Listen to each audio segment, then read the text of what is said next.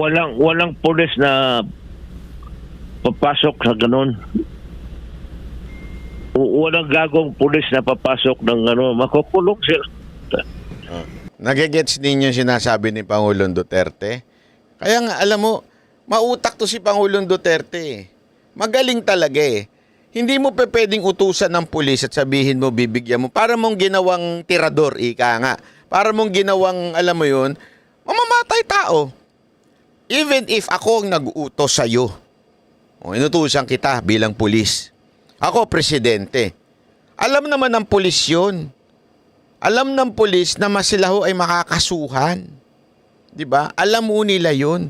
It's not hindi na ho yan kahit pa presidente nag-utos sa iyo.